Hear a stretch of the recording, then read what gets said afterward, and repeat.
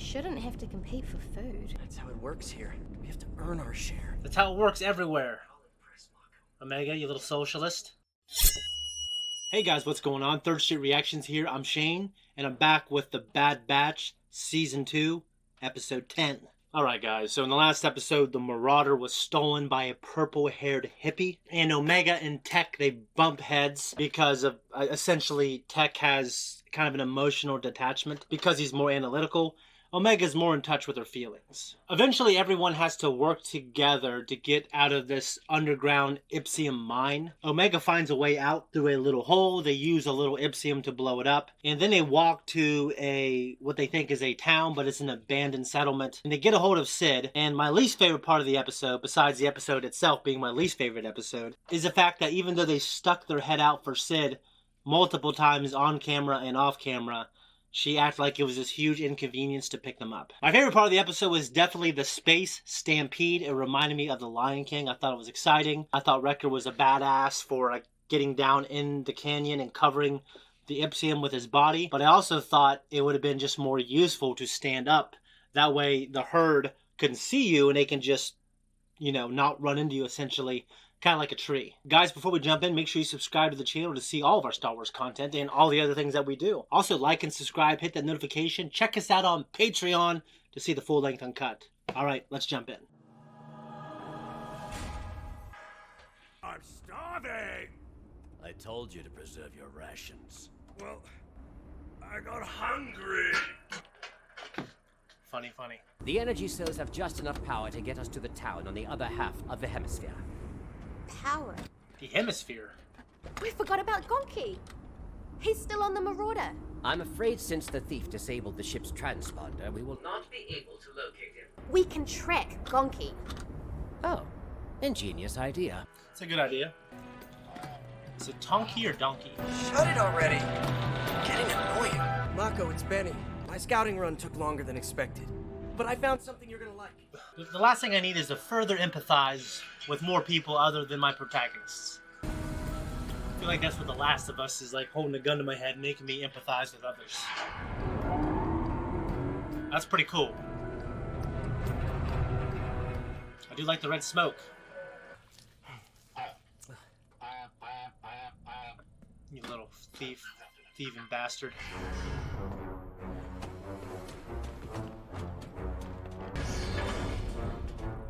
This crippled fatty. Didn't expect this. I swiped it from some amateurs poking around the old mines in the Northern Territory. This could draw the wrong kind of attention. Are you trying to cause problems for me? No, Mako, honest. Mako. I thought you could make some money off it, that's all. I swear. This'll still put me in contention for top earner this round, right? We'll have to see, Benny. What about water rations? I was scouting out there for 4 rotations. Right you are.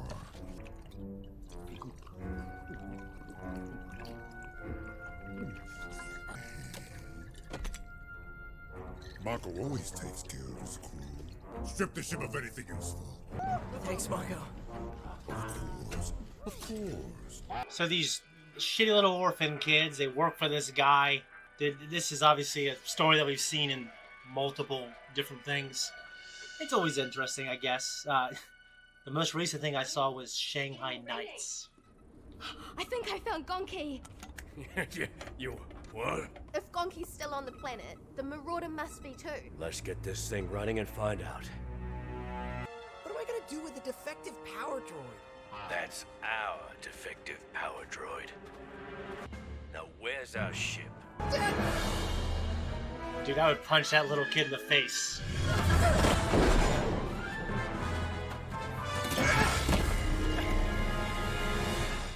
Shoot his ass! Gonki, you okay? What do you care how that thing's doing? It's just a beat up old battery. You little shit. And who is this Mako? Who's Mako? He runs this whole town. He's the boss. Your ship's his now. Yeah, we'll see about that. Take us to it. I can't help you go against Mako. You don't know what he's done for me. I know they're going to want to try to help this little orphan kid. Stealing's not a skill. It is when you're good at it. Dude, The central portal is ray shielded, and all Ray secondary shields. entrances appear to be guarded We're in smarter ship. than this. Apparently not. You can't use blasters inside an Ipsium mine? You'll destroy everything and everyone in there. Cut your losses now. I would just There's one destroy covert everyone then. infiltration point. From there, Be careful. if timed correctly, we can rappel down between exhaust cycles. How big of a window? How do you get access to those schematics? 60 seconds. Good luck. I'm rooting for you. You can go once we have our ship back.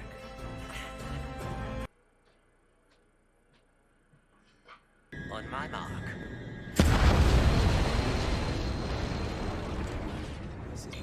Now.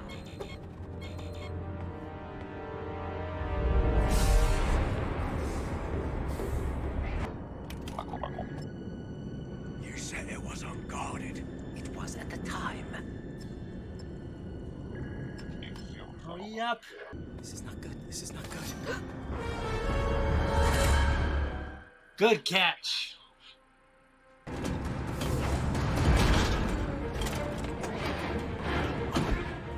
Five seconds. That's a capable droid, dude.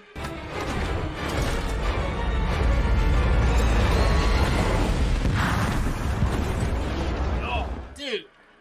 That's pretty cool. The conditions of this mine are less than ideal. It's because the Ipsium's become degraded. Your ship's in the upper garage bay, across from the central tower. Come on. Are they already dismantling it? The hyperdrive has been removed. Oh. You didn't ask me what condition it'd be in.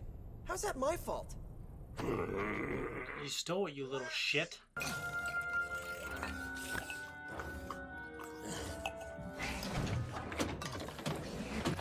They can wait till I'm good and ready. The fat bastard's in here, surrounded by food. You damn glutton. You said the control room's on the top level. We can't just walk right in. Only Mako's inner circle has access cards. We'll need to swipe one. But if Mako finds out I helped you, I'll be sent to the mines. So act natural. You can't expect to win every time. Can't I? About time. What's that guy's name in episode 7? Plunkett? See? It's a skill. Great. Can we go now? We've all had to make sacrifices and go without, including me. This round's top earner is Drake. Drake again? You've got to be kidding me.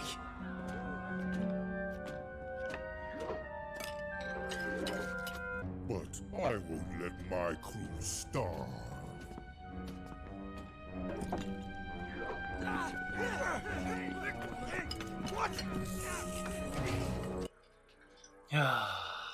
Mako, you bastard. But we are not going anywhere until we get the hyperdrive connected. I'm working on it. Dude, they are military veterans, and that's a military vessel. Even if they can't... You shouldn't have to compete for food. That's how it works here. We have to earn our share. That's how it works everywhere. Omega, you little socialist.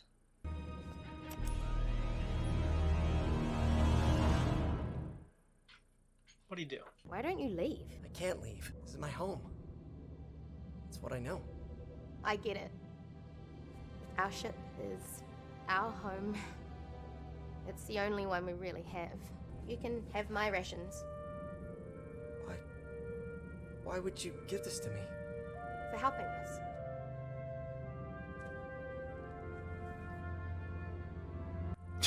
Thanks. I liked how careful he was. Now he feels bad for pressing that button or whatever he did earlier. I thought you said that Ipsium here's degraded. It is. Not according to this. Let me see that.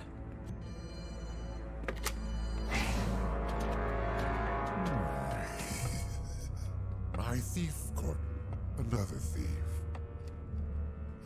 Nicely done, Benny. Where are the others?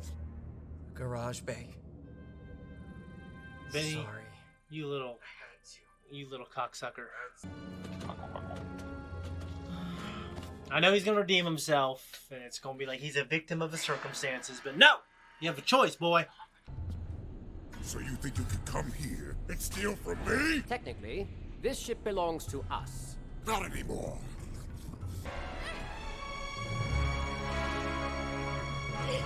Let go! Get off me! Lower your weapons, or she goes over.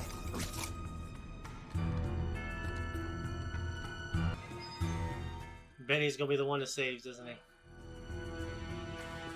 Trespassing and attempted theft. 10 years in the mine sounds like a reasonable punishment. You lied to us, Mako! The Ipsium's not degrading!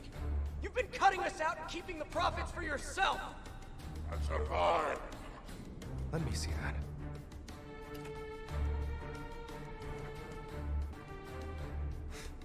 What's going on, Mako? We toil down in the mines while you enjoy the spoils? I was taking my share. None of you will survive without me. Don't forget that. Throw her over.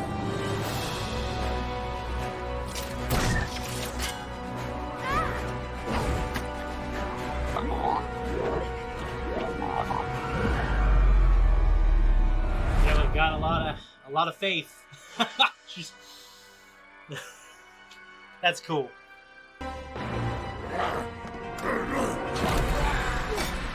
Grab my hand! You never should have crossed me, kid.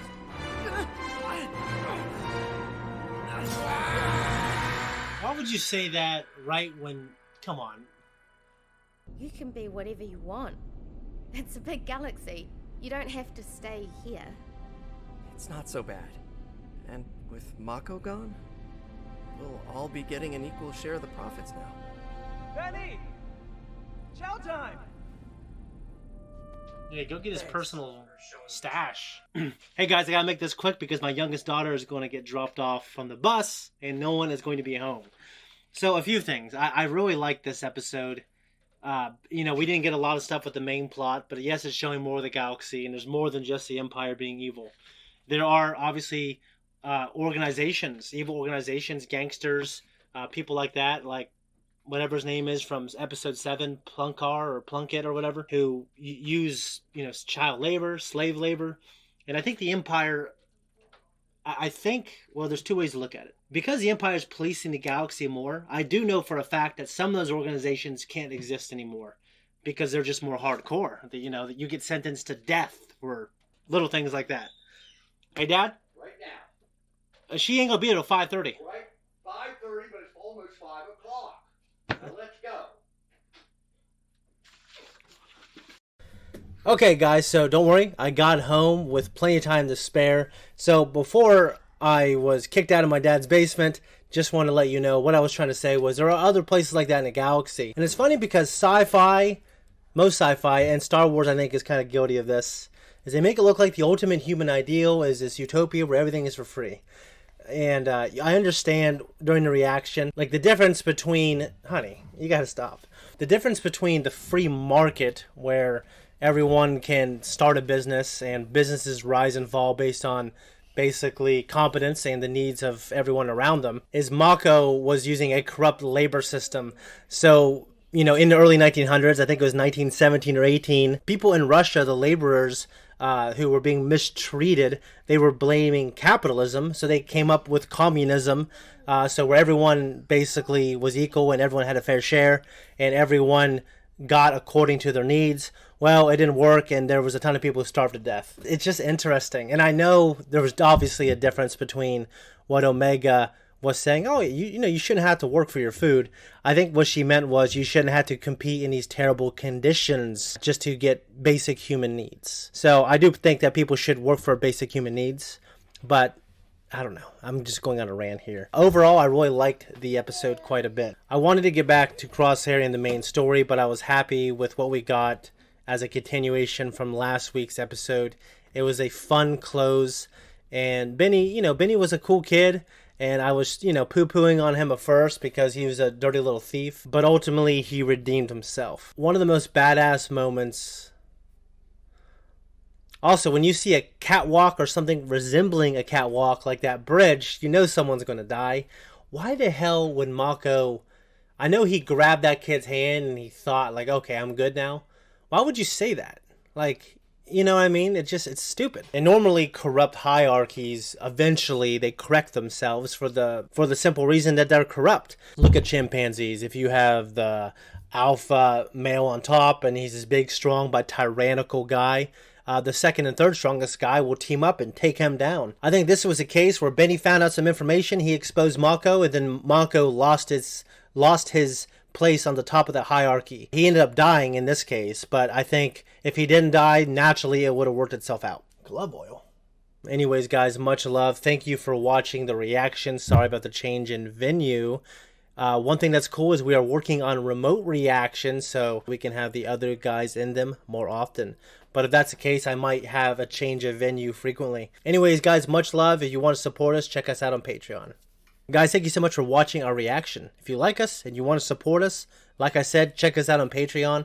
Also, just leave a comment down below. Tell me what you like, what you didn't like. Did you think it was funny me calling Omega a little socialist? I was obviously kind of joking.